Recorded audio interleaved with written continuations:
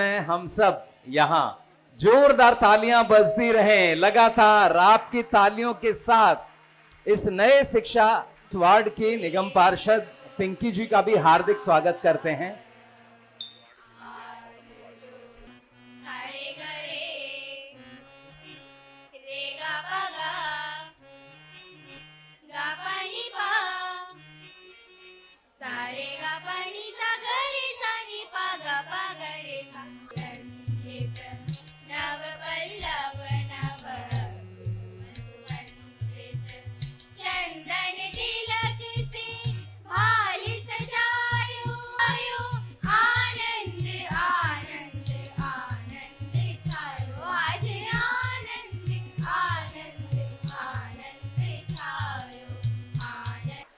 काफ़ी दिन से ये स्कूल बिल्डिंग के उद्घाटन के लिए शिक्षा विभाग से भी, यहाँ के माता पिता से भी, यहाँ के पार्षद मैडम से भी मुझे उद्घाटन के लिए बहुत दबाव आ रहा था कि आइए इसका उद्घाटन करना है, इसका उद्घाटन करना है।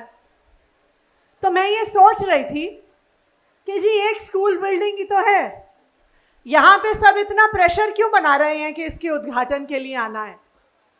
लेकिन आज जब मैं यहाँ पे उद्घाटन के लिए आई हूँ, जब गांव की सकरी गली से घूम घूम के स्कूल के कॉम्प्लेक्स तक पहुंची हूँ, तब मुझे समझ में आया है ये स्कूल बिल्डिंग इतनी ज़रूरी क्यों थी कि मैदानगढ़ी गांव के बीचों बीच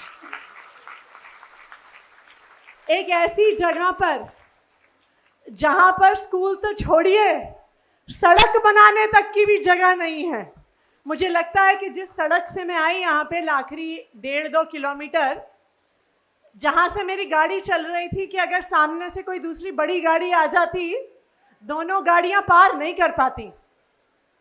एक ऐसे गांव में जहाँ पर जगह की इतनी कमी रही, एक ऐसे इलाके में जहाँ पर स्कूल की बिल्डिंग पर इतना प्रेशर रहा, आज मुझे यहाँ पर आकर समझ में आया है कि ये एक स्कूल बिल्डिंग इतनी महत्वपूर्ण क्यों है।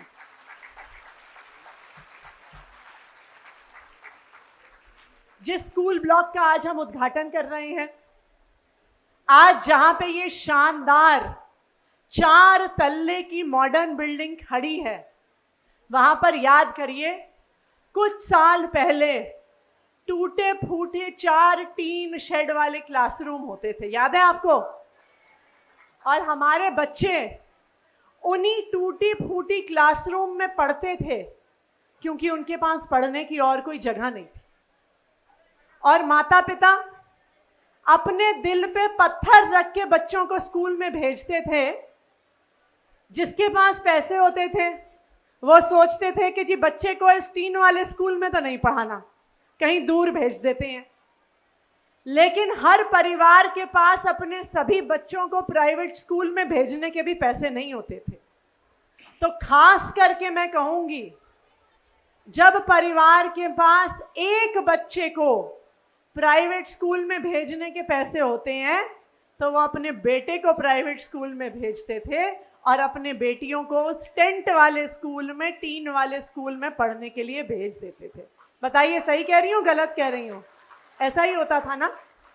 लेकिन आज जो हमारी बच्चियां हैं, जो यहाँ पे मेरे सामने बैठी हुई हैं, और जो हमारे बच्चे हैं, आज ये नया एकेडमिक ब्लॉक बनने से एक शानदार बिल्डिंग में हमारे बच्चे पढ़ेंगे, मैदानगढ़ी गांव के बच्चे पढ़ेंगे, राजपुर गांव के बच्चे पढ़ेंगे। उसके लिए आप सभी को बहुत बहुत बधाई, बहुत बहुत मुबारकबाद।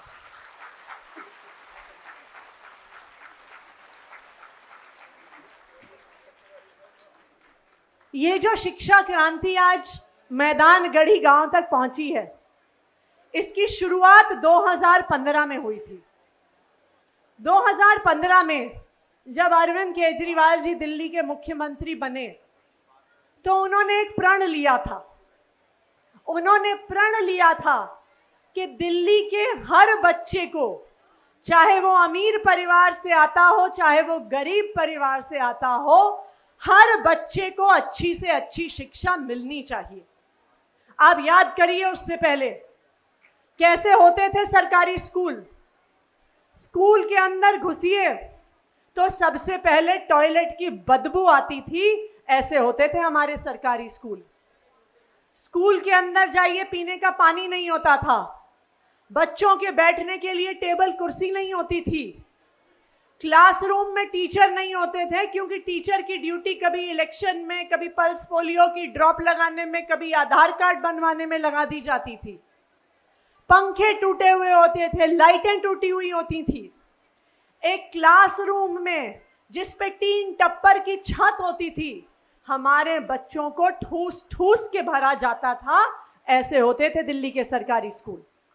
जैसा मैंने कहा, जिसके पास थोड़े भी पैसे होते थे वो अपने बच्चे को सरकारी स्कूल से निकाल के प्राइवेट स्कूल में डाल देता था।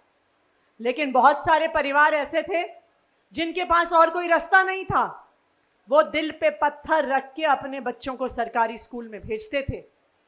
और जब सरकारी स्कूलों का इतना बुरा हाल था तो पढ़ाई लिखाई भी ठीक से नहीं होती थी।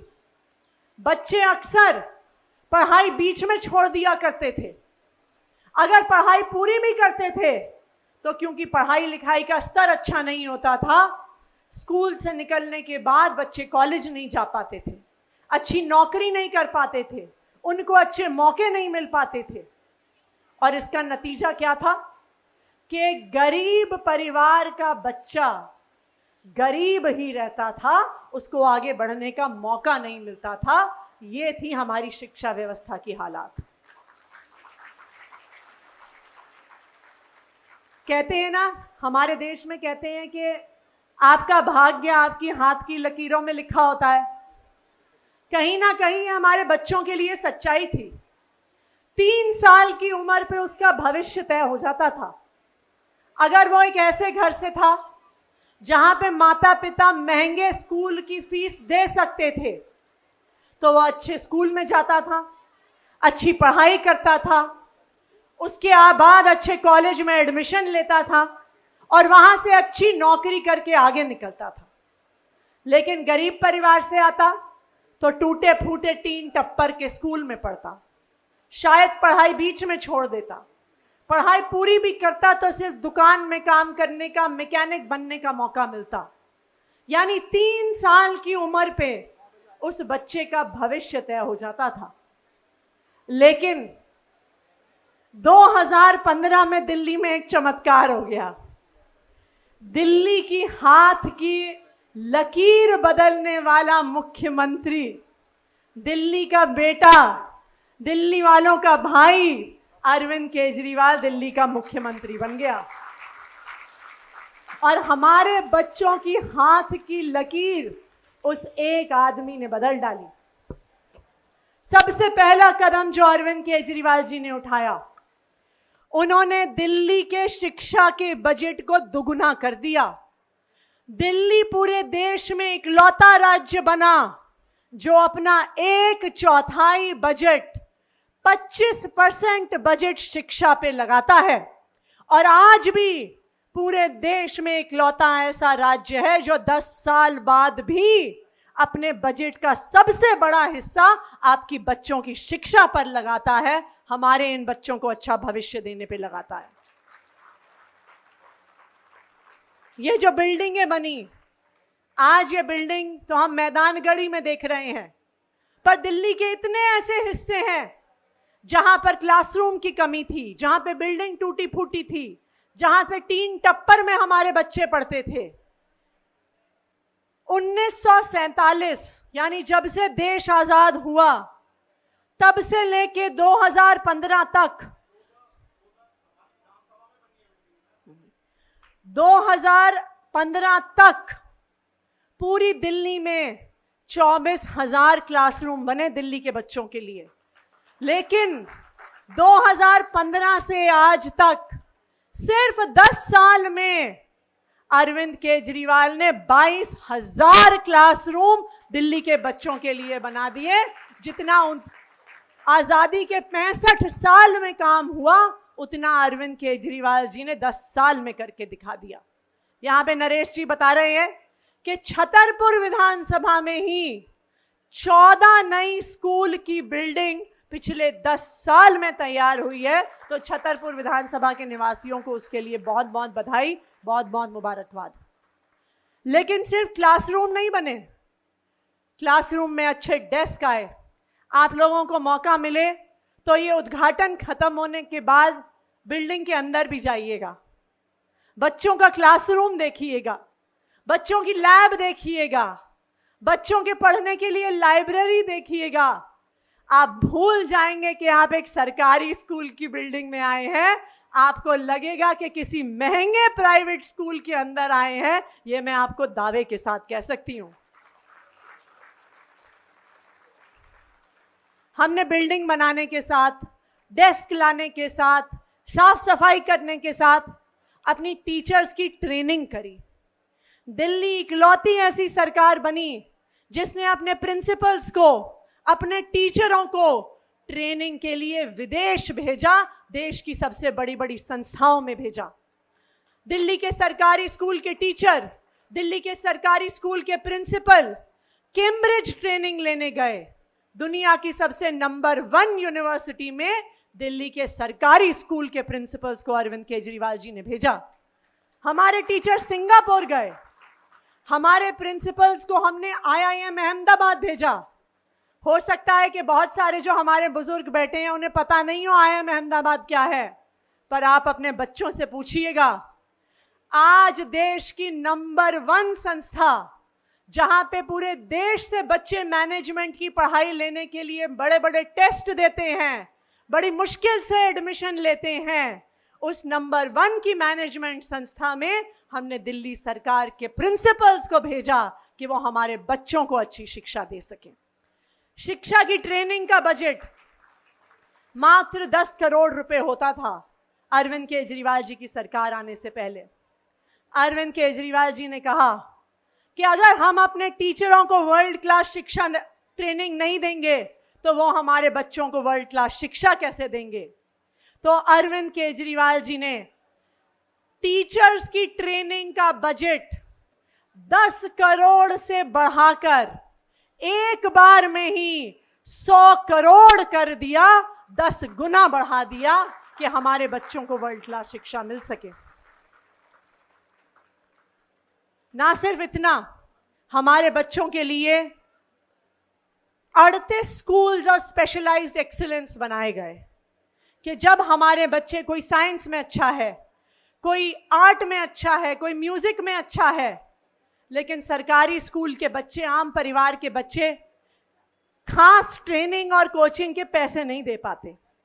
तो सरकारी स्कूल के बच्चों के लिए 9वीं से 12वीं तक के स्कूल्स और स्पेशलाइज्ड एक्सीलेंस बनाए गए कि हमारे बच्चों के पास, जिनके पास टैलेंट है, उनको 9वीं से लेके 12वीं तक शानदार स्पेशलाइज्ड एजुकेशन मिल सके और वो अपने परिवार का और देश का नाम रोशन कर सके।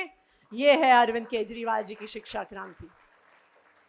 और इस शिक्षा क्रांति के नतीजे अब हम कई सालों से देख रहे हैं।